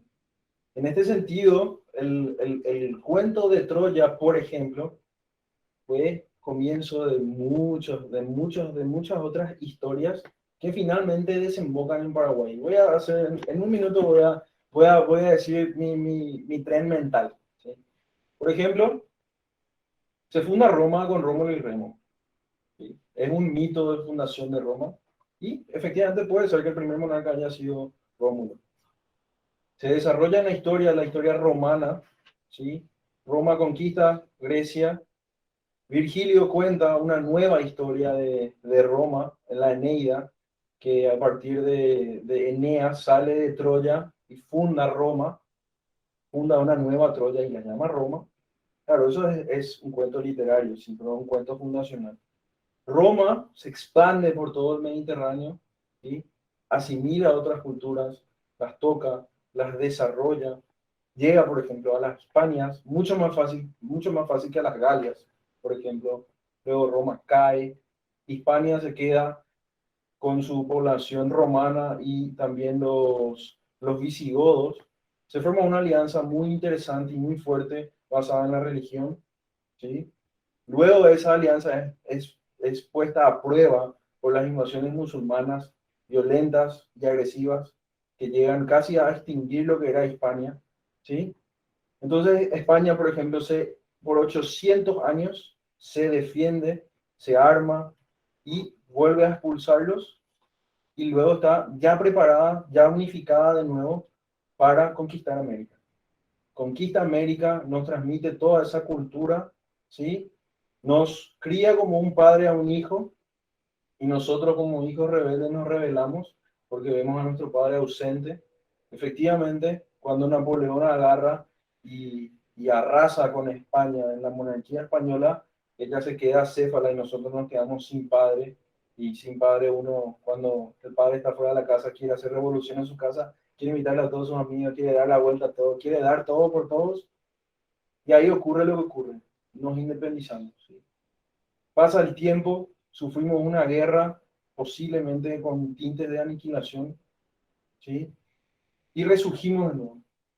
Resurgimos de nuevo, ¿sí? De lo poco que sobró, resurgimos, ¿sí? Nos viene otra guerra, ¿sí? Un poco más maduros, más patriotas. Y luego terminamos la historia en nuestro himno, que dice lo siguiente. Dice: Nueva Roma, la patria ostentará, dos caudillos de nombre y valer, que rivales, cual Rómulo y Remo, dividieron gobierno y poder. Largos años, cual Febo, entre nubes vio se oculta la perla del sur. Hoy un héroe grandioso aparece, realzando su gloria y virtud. Con aplauso la Europa y el mundo la saludan y aclaman también de heroísmo baluarte invencible, de riquezas magnífico Edén. Cuando en torno rugió la discordia que otros pueblos fatal devoró. Paraguayos el suelo sagrado con sus alas un ángel cubrió. Entonces, todo esto es parte de nuestra historia. O sea, en el sentido que esto está en nuestro himno, no lo cantamos porque es muy larguito, pobrecito, para todos los estudiantes cantar todas las estrofas del himno. Sin embargo, tenemos un destello de aquella historia y por esa razón, Bertrand de Chartres, ¿sí? Tiene una famosa frase que justamente es la segunda frase que quería compartir, que es algo que siempre nosotros utilizamos, que corresponde con la primera. Aquel que no conoce historia es como si se quedara un infante toda su vida. Y el infante es enano, ¿sí? No solamente mentalmente, sino que no crece, ¿sí? Entonces, el que no crece no puede ver más allá de su horizonte, no puede ver más allá de las montañas, no puede ver más allá de su mano, principalmente. Entonces, Bertrand nos dice lo siguiente: somos como enanos sobre los hombros de gigantes, de modo que podemos ver más que ellos y las cosas a mayor distancia, no en virtud de ninguna agudeza visual de nuestra parte, ni de ninguna distinción física, sino porque nos llevamos alto y levantados por su tamaño de gigante. Después, este físico, olvidé su nombre tan famoso, el de la manzana, lo volví a repetir. Yo veo todo esto porque estoy sentado en los hombros de los gigantes. Y efectivamente eso es lo que nosotros tratamos de hacer. Además de entender la historia de una manera académica o de una manera narrativa, como estamos, claro que desarrollando uno y lo otro, porque vienen de la mano, porque justamente las dos áreas hay que desarrollar, podemos entender cómo el estudio de la Ilíada termina repercutiendo en nuestra historia nacional e inclusive personal de esta manera. La historia de este programa que se hace 40, 50 años, y nosotros, obviamente, porque es digna de ser imitada, por lo menos burdamente, de modo como nosotros lo intentamos hacer, es porque importa, porque produce algo que el señor va a hablar después en la restauración de la cultura cristiana. O Chesterton, en El hombre eterno, va a decir, ¿verdad? El cristianismo es fabuloso, y en eso Nietzsche justamente no va a estar de acuerdo, porque él escribe también, escriben sobre la misma cosa, pero con posiciones antagónicas, ¿verdad? Esto hablaba los días con el hermano. Porque para Chesterton, justamente la historia de los vencidos es la historia de los vencedores, que es lo que ocurre con Cristo, justamente, y que es lo que ocurre con el cristianismo, ¿sí? desde el primer siglo, ¿sí? El vencido justamente se convierte en vencedor. Y no entenderíamos eso si no entendemos aquello que la hermana nos mencionó aquí magníficamente. La acción, inclusive divina, en la historia de movernos hacia Dios. En esa historia que está, como dijo el Padre, en vía todavía. ¿Sí? Todo esto está absolutamente conectado en ese sentido. Esas dos posiciones de la historia vista con la luz de la providencia y la historia de como una nube oscura que uno crece en la desesperanza, es muy interesante porque efectivamente parte de la visión del mundo en dos, ¿sí? La visión trascendente, tanto de la historia, del origen del mal, del orden de las cosas, y el otro como que no hay orden, el caos meramente se autorregula y nosotros apenas las percibimos o le damos significado con nuestro pensamiento. Efectivamente, a grandes rasgos esas son las dos visiones que parten el mundo ahora mismo. ¿Sí? Y lo que nos enseñan efectivamente es no pensar en lo trascendente, no ver lo bello, lo bueno, no ver historia de una manera seria, tomar a todo con seriedad y no meramente descartarlos por prejuicios. Eso decía Tucídides decía, lo más difícil para el historiador o para el que lee historia es perseverar en la investigación o perseverar en la búsqueda de la verdad, porque fácilmente uno se cree lo que primero encuentra. Entonces, así responde a las preguntas de lo que Hugo Serafín y David estaban diciendo, que la leyenda negra y demás cosas. Es cierto, la primera impresión es la que queda. Mal mantra, ¿verdad? Mal mantra, pero es cierto, la primera impresión es la que queda. Y si uno no tiene esa sed de la fuente pieria, ¿sí? De la sabiduría, efectivamente no va a entender el fundamento, ni el significado, ni lo importante que es realmente. Inclusive preguntar la historia de nuestros antepasados. Yo, por ejemplo, me siento en la mesa a comer con mi abuelo, yo le pregunto de todo, porque así yo me entiendo más, me entiendo mejor a mí mismo, ¿sí? Y es eso lo que nosotros tenemos que hacer, sentarnos a la mesa a hablar, por ejemplo, cuando leo a Homero, a hablar con los muertos, ¿verdad? Porque él me está cantando aquello que por caridad otro escribió, ¿sí? Y me está contando una historia, ¿sí? Me está contando una historia. Y es necesario algunas veces abrir los oídos y prestar atención. Muy bien. Muchas gracias a todos. Hemos llegado al final de esta sesión de hoy. Muchas gracias. Gracias, profesores. Didier, Gracias. Edgar. La próxima sesión. La próxima sesión me toca a mí y vamos a hablar sobre el mal. El problema El del mal. Problema del Ahí mal. tiene que estar escuchando otra vez, a ver, para terminar el problema del dolor de Lewis. Qué bueno, entonces yo no voy a leer eso. Yo voy a terminar de leer Bueno, el problema del dolor de... Sí. Efectivamente, les voy a mandar bastante material porque, como saben, es un problema fundamental. ¿Sí? Un problema fundamental. Y para poder elevar el nivel de la discusión acá, hay que venir leídos. Entonces, eso. Se me ocurrió ahora una cosa que voy a ver si decido para la semana que viene, es darles un pequeño seminario acerca de historia de Grecia, para que pueda juntarse un poco todo eso. ¿Sí? No se preocupen, no les voy a comprometer en nada.